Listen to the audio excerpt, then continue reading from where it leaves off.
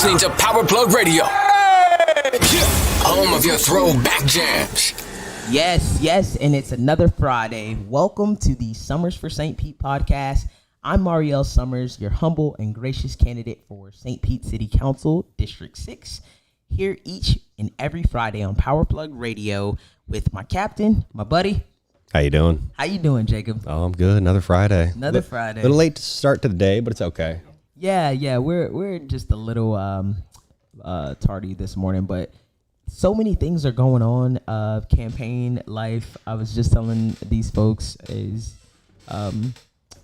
it's busy. Yeah. It's busy. Yeah. It's busy. It's layered. It's busy.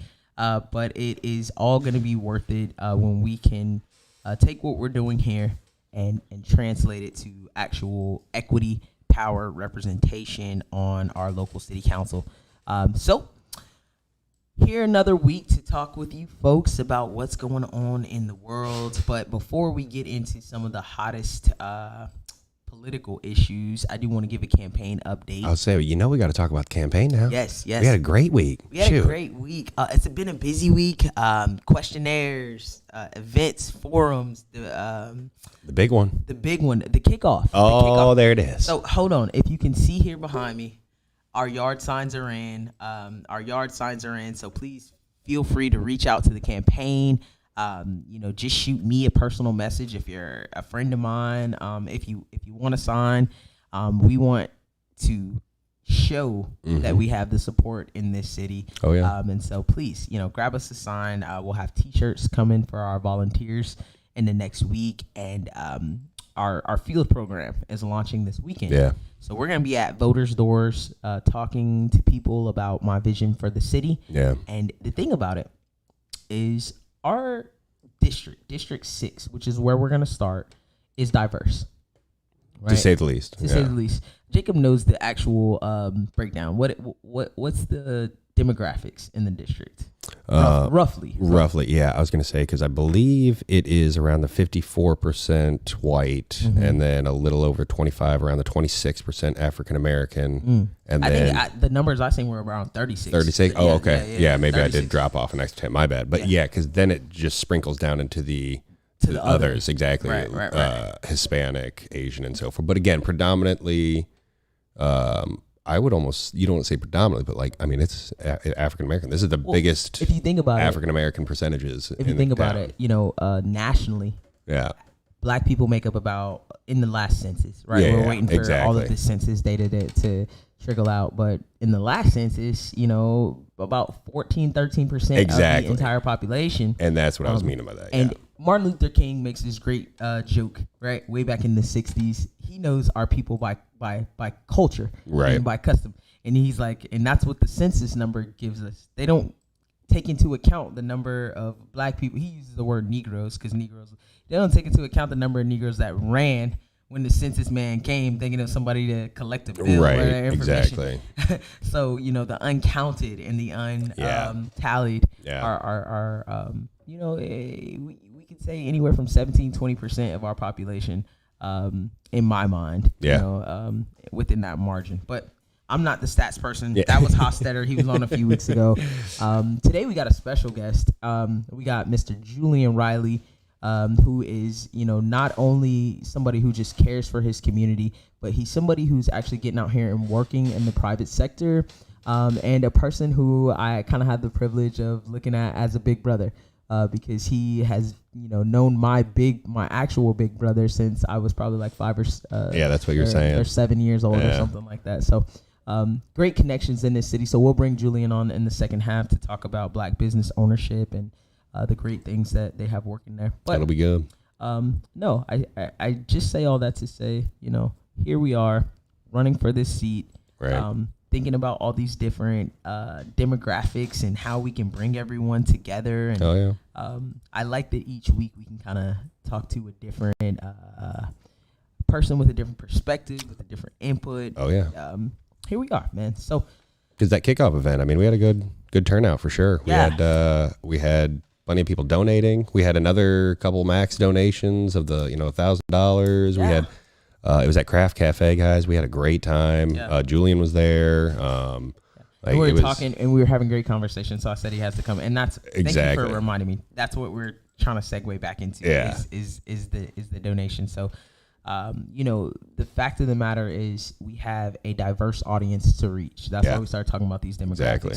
If we're 13%, 17% of a population, but here in District 6, we represent 34%, 36% of the vote. That's huge. That means, it is, diverse. It's diverse. And so, we need all different kind of people to reach these voters, and we're getting started with that this weekend. But the beauty in it is the money is flowing. People are donating, and we are able to afford things like these beautiful yard signs, like these great business cards, so that when I meet folks, I can give them something to hold on to actually get to our website, to get to, or my personal cell phone numbers on there, and our logo. It's huge. It's representation. So, and it's the professionalism optics as well, because you have 110% what it takes in terms of knowledge, education, willpower, whatever it is, but it's just very much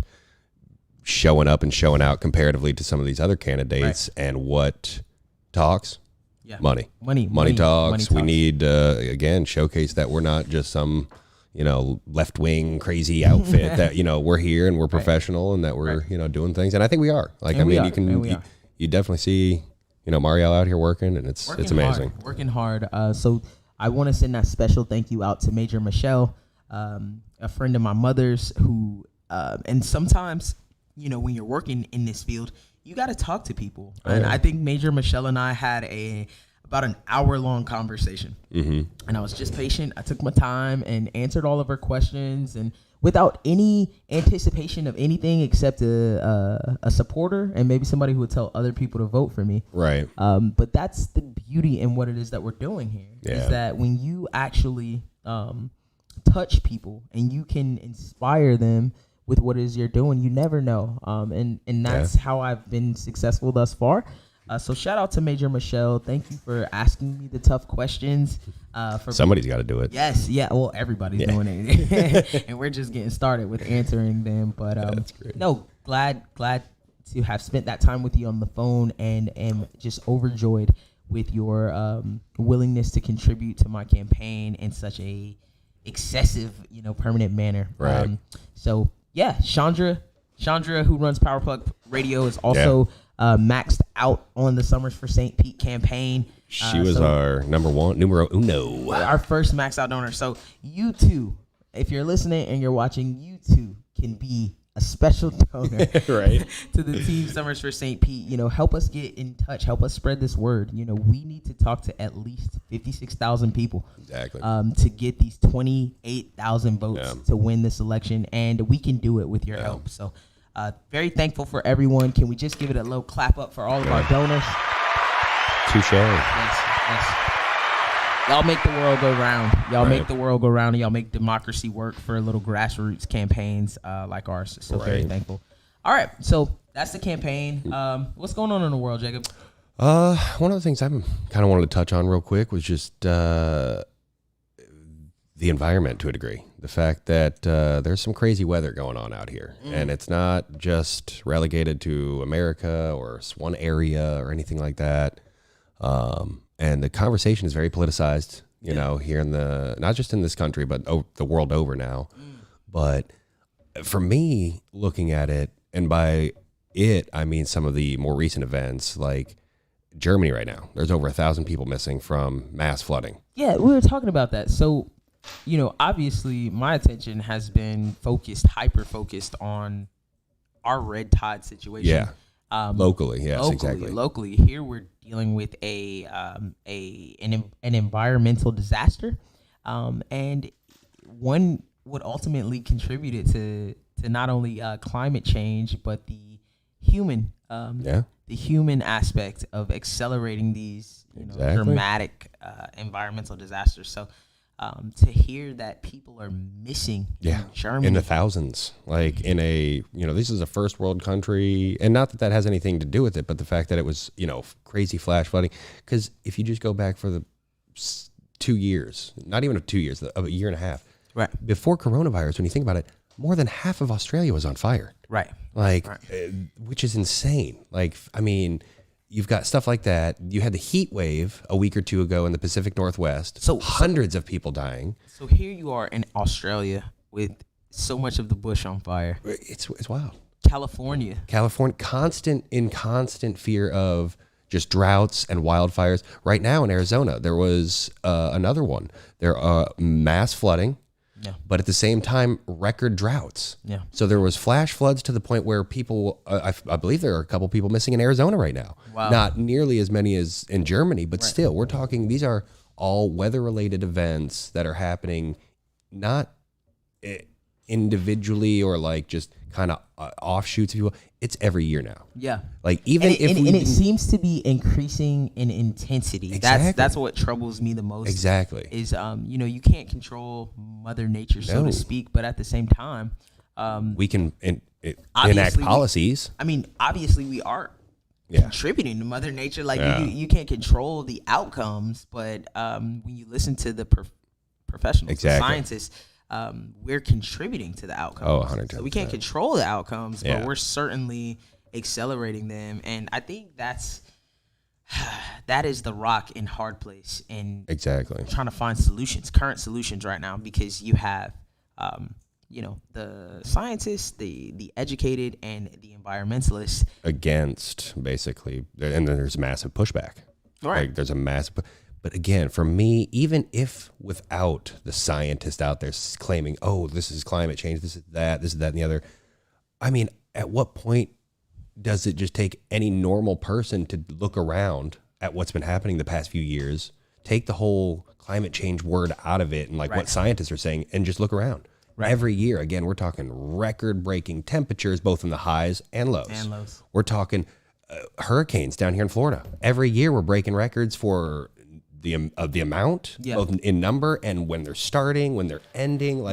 Every year it's just extreme and extreme and extreme. See, so I think a big problem also lies in the fact that you have the human activity that's happening. Like in our area, obviously the biggest environmental disaster that we're grappling with is the red tide. Exactly. Yeah. Is the red tide, and which is huge. I mean, in terms of tourism, environmental, that's what I'm saying. Dollars, real dollars. That's what I'm getting to. Yeah. Right? Is that yes, it is a natural occurrence, red tide, right?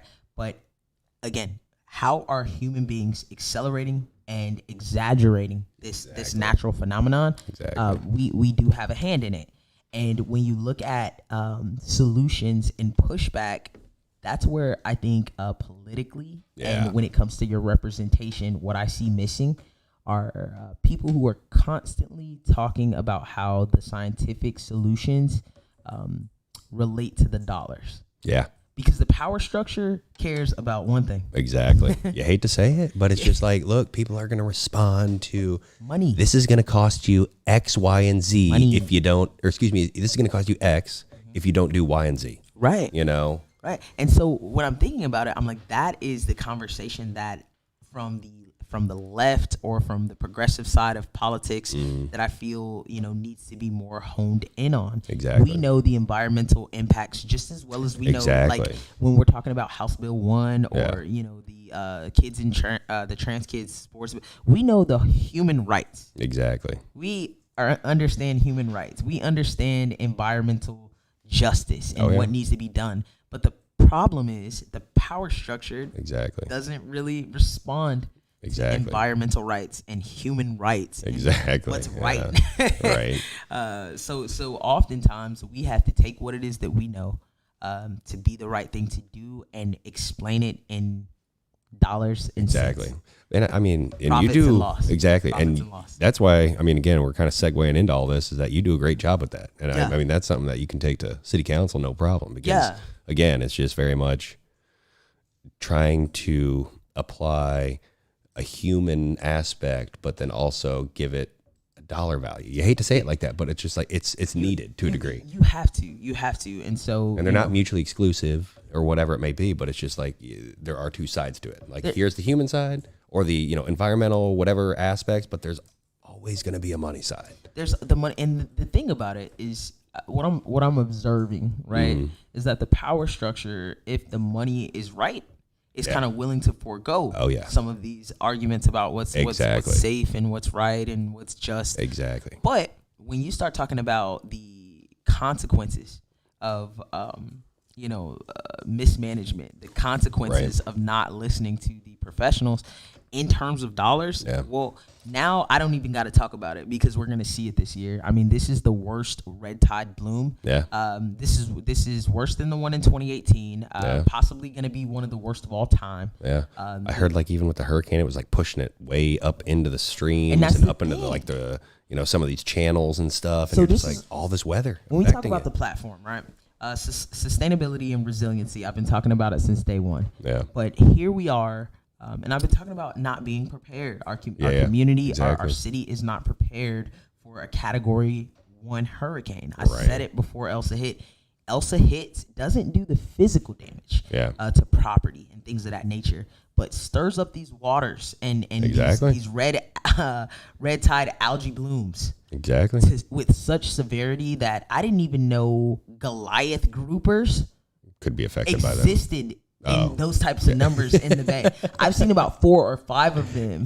Pictures of these huge fish that are probably the folklore fishermen. It's like 500-600 pounds. I've fished them before. They're no joke, man. And I wouldn't have believed that fish that size actually swim so frequently in the bay. Maybe 1 or 2. But to watch 4 of them wash up on our shores, inflamed, dead. And that's just the beginning. The size of a preteen child, and all types of wildlife are at stake because of this. You got the sea turtles to consider, the dolphins to consider, the manatees to consider. And so here we are. Because again, it's a big revolving door too. Like what you just said, manatees, all of this. It's like ecotourism. Like with the red tide that's people don't want to go to the beaches and that's what I'm saying. It's like here we are. We've invested almost close to $150 million into this pier. Right. And I was standing out there last Friday after our pod, and I could barely stand it. I didn't want to be out there. And so they're saying this red tide's going to last, and very well could last until the fall. That's going to kill our tourism this summer. That's going to kill our beach, our small business owners who rely on those tourists on the beaches, and big time. It's things like that we have to invest be able to quantify and bring so that we as a regional. The T-BARTA does the regional transit. There are a lot of different regional groups, and I think as a region we just have to be able to have a little bit of teeth when we go to Tallahassee to say, listen, I know this is a Republican leaning legislature, and that we've had Republican governors for the last 30-something years, but even you guys understand money. Spit those dollars out. Even you guys understand. Here's what it's costing our tourism. Here's what we have to pay out to all of our state officials to go clean stuff up now. To go clean stuff up. Like now you got guys out there like hardcore PhD doctor scientists out there having. This is all money, a big giant circle of it. So look. I know we have special guests coming, so I don't want to take too much time because I want to leave him with that. But definitely. I do want to leave as far as like what can be done, right? Because we talked about like the issues, and what can be done. You know, here in St. Pete, we already have the Office of Sustainability and Resiliency as a part of our government. We already have the Emergency Operations Department, right? And not only do we have those two offices, we also have a mirrored version of those at the county level. Okay. You know, so our capacity to be able to, implement some of these sustainable ideas, we're guided in this city by the Integrated Sustainability Action Plan. It's called ISAP. Our city's already spent millions of dollars on research, on planning, on strategy. But here's the problem that I have is whenever it's time to make a decision, those organizations that I just told you about, they have no teeth. Yeah, exactly. They're not at the meeting. Their research isn't prioritized. We're listening to developers tell us what is best. Exactly. and that's all. That'll always be the problem. Yeah, you have the smartest people telling you what should be done, but then is it economically feasible? Is it economically feasible? And that's what we can't do. We can't fool the people in St. Pete, fool the taxpayers. We have to find a middle ground, clearly. Yeah. Like, because right now we're spending your tax dollars on plans and research, but then when it's time to take action, we are accepting we're selling our souls, man. Exactly. The what is it? The CHHA. Coastal high hazard standards. You know, where they're saying don't build high density properties in these areas because they are high hazard. Exactly. Things of like for sea level rise, for hurricanes. Things like what happened down in Miami. What we're talking about, all the entire just environmental crisis type stuff. So what are we doing here in the city to lobby for those? What are we doing to take that stuff serious? That's important to me. The environmental conversation is not going to end today, but I'm glad we got a chance to at least kind of cover it because as Jacob said, this is not just a Tampa Bay problem. You have all over the world. Other states in America and all over the world are dealing with climate change. So let us be prepared to be sustainable and resilient so that all of our economic growth and all of our equity can be sustainable, long-term, and resilient against these exogenous shocks that come at the hands of Mother Nature. So that's the first half of the show, guys. We just wanted to have a little political powwow about what's important. But speaking of economics, speaking of equity, we're going to come back in just a few minutes with somebody I've known more than half of my life, but somebody who is doing great things in the city of St. Petersburg. Mr. Julian Riley will join us after the break, and we're going to talk about the black economy, which I am saying is the missing part of St. Pete's economy, and we'll chat. So again, I'm Mhariel Summers. You are watching the Summers for St. Pete podcast. I'll be back with my buddy Jacob here in just a minute. And this is Power Plug Radio. Thank you. You're listening to Power Plug Radio. Home of your throwback jams.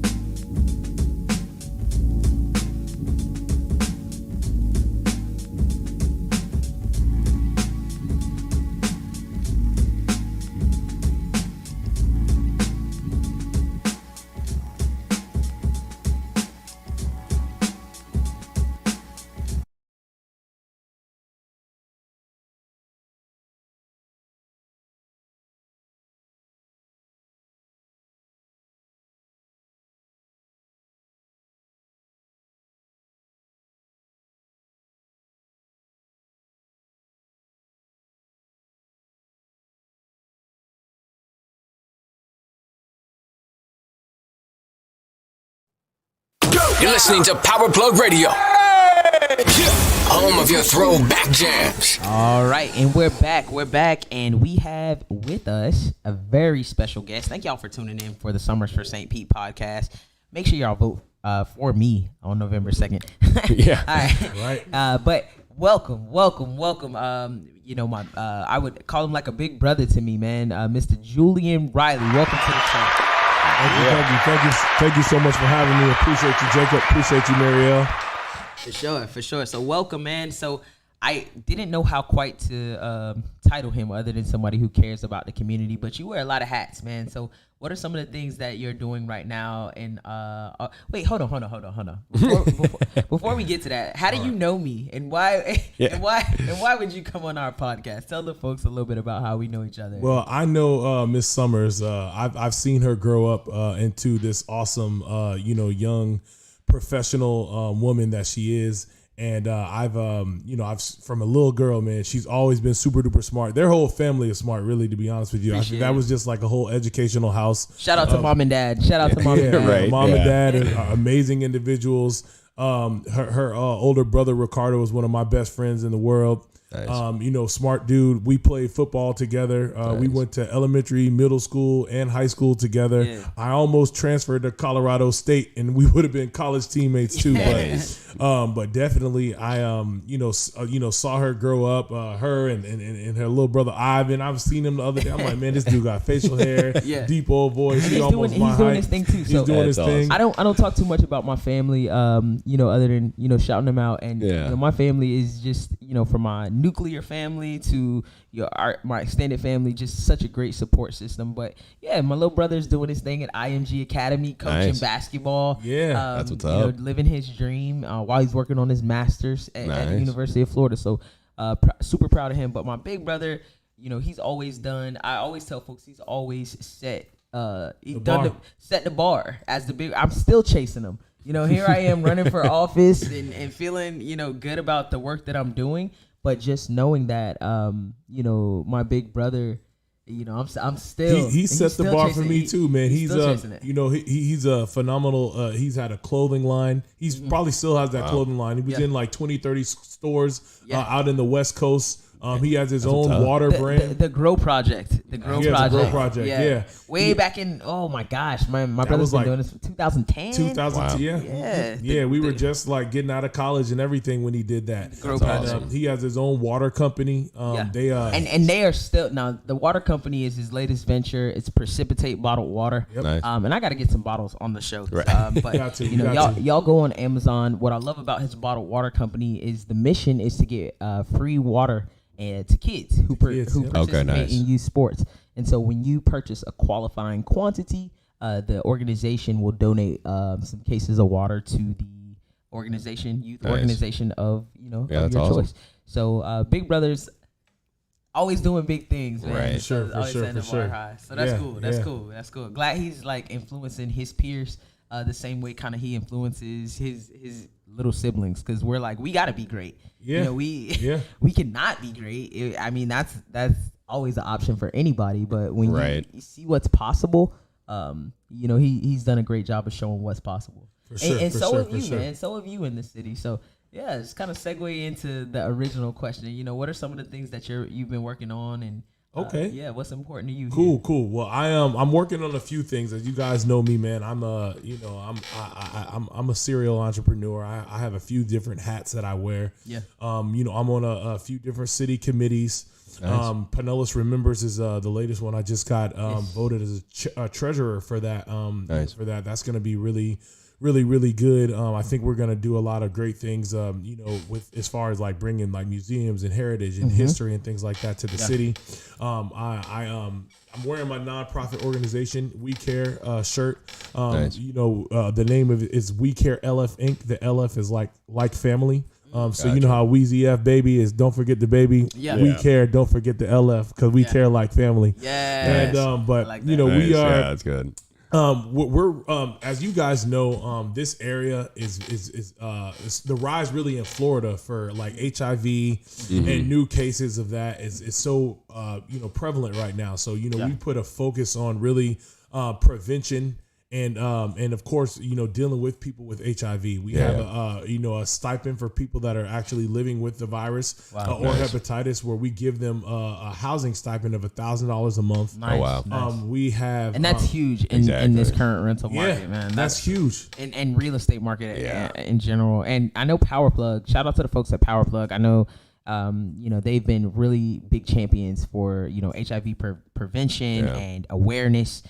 So to know that we have an organization that's dedicated to the actual people, who are living with this condition, man, that's huge. That's huge. Yeah. We actually we have we have a clinic in Tampa where we actually do.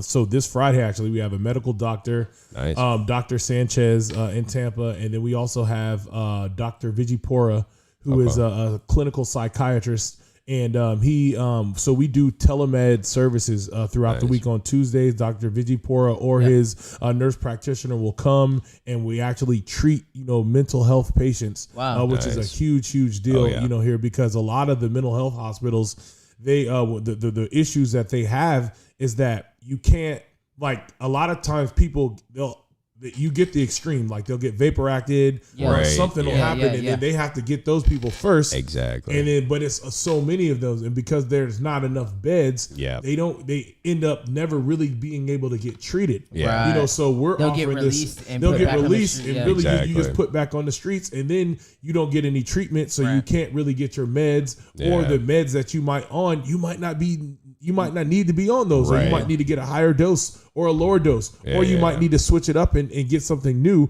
but your progress isn't able to get tracked because, for whatever reason, the revolving door. And also because these psychiatrists, because it's such a big issue. It's a heavy lift. They have so many clients. They're like, I'm not, they're good, So, and of course, you can't be mad at people for that. So we saw that as an issue. So we partnered with some really good people, and so now we're offering those services. We're offering teledoc services. We give discounts on prescription drugs. Nice. We do copay assistance. So if you said that these doctors are based in Tampa, so I'm imagining this is a regional. This isn't just a St. Pete.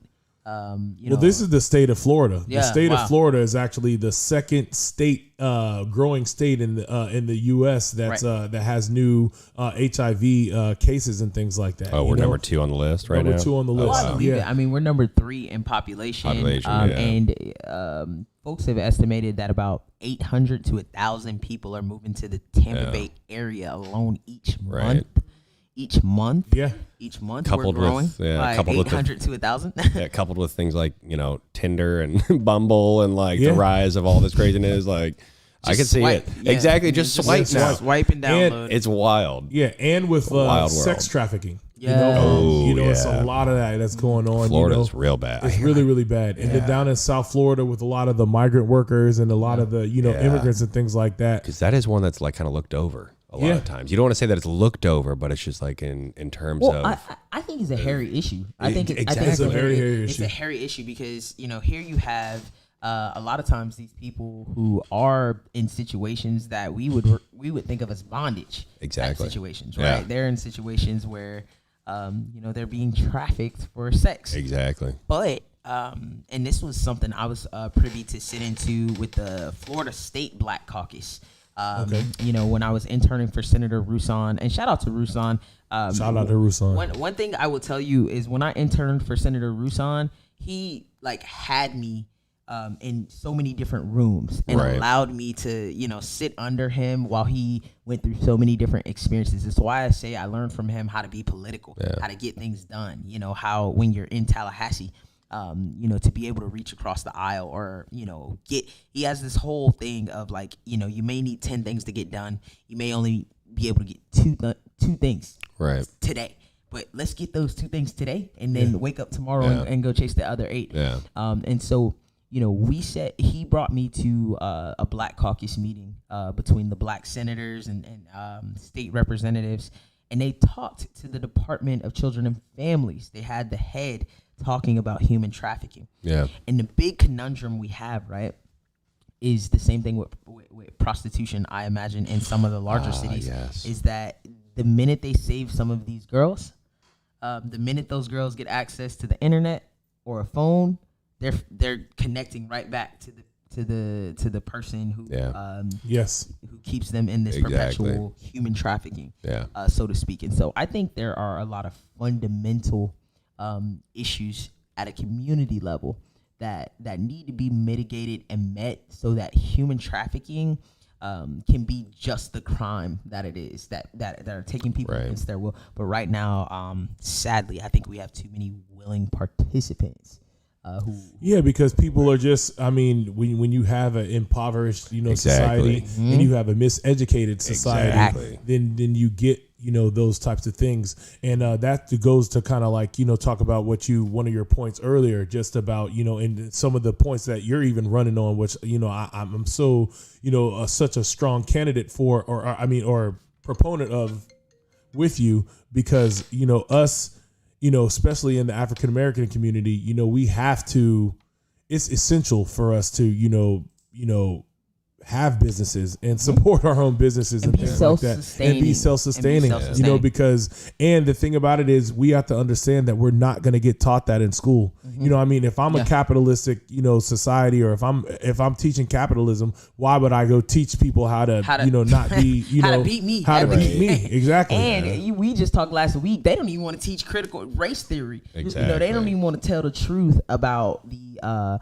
reason why society is so disproportionate as it exists.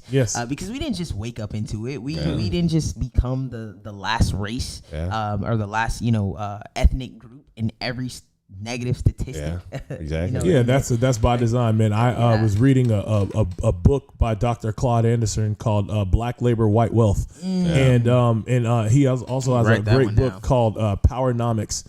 And he just talks about it, about, that the structural design in this country from the top is for, black people to be at a permanent underclass. And, so I just feel like it's too much of that information that's readily available now. So it's just like, better, you got to do better. And I just feel like, but like I said, we have candidates like you now. You know what I mean? Like who are willing to look at the structural part of it, because, I get out and I talk about, you hear folks talking about, we need jobs and stuff in the community. And that kind of talks back to what you're talking about, that black labor, white wealth. It's like, yes, we need jobs, but we also need our entrepreneurs and our small business owners to have a piece of the economy. We need a black because no matter where you go in America, folks, there's a black community. And inside of that black community, commerce is happening. Commerce is that products, just not benefiting. Services. We're just not benefiting. We're not benefiting. America's not benefiting. In fact, the ostracization of our firms and our businesses is actually leading to communities that are low commerce, low market, high crime. And it's a burden to the taxpayer. It's a burden to the taxpayer. It would be so much easier to breathe life into these entrepreneurs, to breathe life into these small businesses by meeting them where they are. And I can't tell you exactly what that is, because it's as diverse as our fingerprints. It is. Some people have the acumen to get it done, but not necessarily the savvy. Some people have the products and the services, but not necessarily the understanding how to climb. So man, that is a big part of my platform. Is I think a lot of the problems we face and see as a society, from drugs, crime, sex trafficking, people just choosing these easier, what looks like high reward, instant gratification type decisions for sustainability, because the access to long-term and legitimate wealth is so cloudy. So glad we had a chance to dive into that. I know you're not only on the nonprofit sector, but you're doing work. I'm going this Sunday. Jacob and I are going to pull up on you in Tampa this Sunday. I appreciate that. So tell the folks what's happening this Sunday. Julian does a lot of work with the wealth side of things, black wealth. Probably knows way more black entrepreneurs and business owners than I do. So tell us what's happening Sunday. So Sunday, guys, we so back on the wealth and us creating our own economy is we work with individuals and we teach people how to trade on the largest financial market in the world, the foreign exchange market. It's $6.6 to $9 trillion that's traded on that market every single day, and it resets itself. So you can go take out a Billy. come back, and then you got 6.6 to 9 trillion that you could go make right. That next day. And like I said, it's open 24 hours 5 days a week. And then if in the crypto market is now $1 trillion a day industry, exactly. and that's 24/7. So I mean, literally you could turn your phone into an ATM. You can make money. I literally just got a notification. You could see what this says right here. I'll pull it up. It just says TP3 just smashed. These are the types of profits you're making in literally like one day. What's that, like $1,200? Yeah, that's about $1,200. Yeah, that's about $1,200. A couple hours, guys. Right. You know what I mean? Like, so you're not getting that at your job. Right. Exactly. But we show people how to do this. And the thing every about day. it is it's happening in the households and inside of the culture everywhere else, it seems, except for in the black community. Yeah, because I know people that I had friends of mine that were trading in college, and they were in college, using Nadex platforms and things like that, and I'm like, golly, what are you doing? But I always was like intimidated by it, what we try to tell people is trading is not hard; it's just new. I'm going on Sunday because I'm still intimidated by it. Right? I'll sit here and talk to you about policy inside and out, and the state and the local and the federal and intergovernmental relations, but then you start talking to me about the stocks and the portfolios and how to grow my wealth, and I instantly become. And we have to do that. We have to do that. And insurance, guys. Also, I'm a big proponent of using insurance as a tool to invest in your life and 10x your life, because like with an IUL, you could dump so much money into that. It's also tax free. You can't get sued from it. If you get a divorce, your spouse can't take that. What I mean. So it protects you. And if you think about insurance, what is the bank backed by? The FDIC is the Federal Federal Depository Insurance Company. Right. You get what I mean? Right. So they have way more money. You get what I mean? Exactly. Because they're funding the bank. So I'm a big proponent of that, and using that as an investment and as a tool. You can get insurance. Like I can get insurance on my dog, right? You can get insurance on practically everything. Homeowners insurance, renters insurance, If you're that's boxers get insurance on their body hands, parts. on your body part. Football players get insurance on their body as well. You know what I mean? I remember Willis McGahee when he had that catastrophic knee injury. He actually was gonna get. He got $1 million. If he wouldn't have been able to play again, so he still would have been okay. Still would have been okay. Yeah, I've been thinking about insuring my moneymaker too. Shoot, Oh yeah, your hair. Hey, I know. That boy's got the Goldilocks. He's got the golden brain. Yeah. Tina Turner's got insurance on her legs. On her legs, yep. And so I'm gonna put insurance on my brain. J-Lo has has insurance on her butt and her legs as well. Wow. So just using things, guys. The tools that we have out here to really just help our lives get better. I mean, even like I do taxes, guys. Like I said, I have a small tax franchise. It's called City Refund, and we help people. But I tell some of my clients sometimes, I'm like, hey, with these checks, you got 2 kids, 3 kids, you're getting 9, 10, 11, 12 grand, all you have to do is just take one tax return one time, guys. Right. Put it in an annuity. Exactly. Just put it in an annuity. Yeah. And by the time your kid's 30, you get what I mean? For the next at least 20 years, they could get paid like 25, $3 grand a month. You know what I mean? For the next 20, 30 years. But each kid. That's what we have to realize. My mom used to tell me when I would get a few dollars for allowance. Right. Every time I go to the store, I'd be like, all right, I want this, I want that. And she used to say, don't let that money burn a hole in your pocket. Mm-hmm. Right? Don't let our money and our quick earnings burn holes into our opportunities. Yeah. And that's what I love about folks like Julian. And there are a few other folks. A good friend of mine, Frank Minton, does a lot to have these conversations. We got Roy. Frank is a great guy. Yeah. We got Roy and Isabella. James, who actually have an insurance company. Here. And so it's abundant. And that's what we're going to do. We're going to uplift these folks who have this information for the community. When I'm on council, we are going to have those coalitions that look to not only foster healthy entrepreneurship, but we're going to bring to the forefront those who have the experience to keep this growth sustainable long term and to make it resilient, whether we have another depression or, the housing market continues to rise here, cost of living continues to rise. How do those who are African American avoid being gentrified? So that's a big part for me over these next 4 years, and I think we're out of time. Awesome. I think we may be ending up our show. So again, we're gonna go ahead and post. We'll post the flyer for this coming Sunday's event. And if you're available, come on out to Tampa and learn.